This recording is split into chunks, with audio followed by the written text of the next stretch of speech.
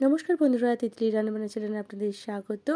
আজ বানাবো পাপড়ি চাট। মেলায় না গিয়ে বাড়িতেই তৈরি করে নেওয়া যায় কীভাবে পাপড়ি চাট, সেটাই করে দেখাবো। তার জন্য এক বাটি ময়দা নিয়েছি, স্বাদ মতো লবণ, জোয়ান আর তেল দিয়ে আমি ভালো করে মাখিয়ে নেব। রান্নাটা স্কিপ না করে পুরোটা দেখার অনুরোধ রইল। এরপর আমি জল দিয়ে অল্প অল্প করে একটা ডো বানিয়ে নেব। এরপর আমি দুটো ভাগ করে কেটে নেব।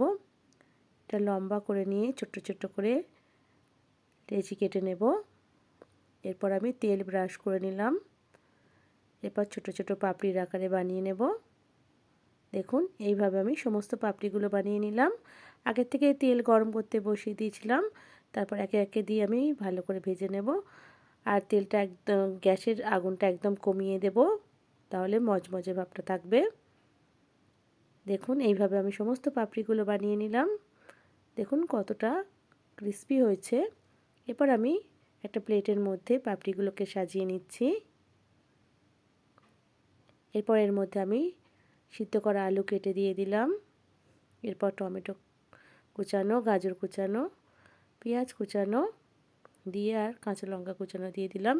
এরপর দিয়ে দিলাম বাদাম আর বিট লবণ ছড়িয়ে দিলাম উপর দিয়ে। এরপর টক দই আর তেঁতুলের চাটনি দিয়ে আমি ভাজা মশলাটাও দিয়ে দিলাম। এরপর ধনেপাতা কুচি ছড়িয়ে উপর দিয়ে ঝুরি ভাজা ছড়িয়ে দিলাম। আবার একটু টক দই আর চাটনি দিয়ে দিলাম। দিয়ে এবার তৈরি হয়ে গেছে আমাদের পাপড়ি চাট। দেখুন কতটাই সুন্দর লাগছে দেখতে। আপনাদের যদি ভালো লাগে কমেন্ট করে জানাবেন কেমন লাগলো।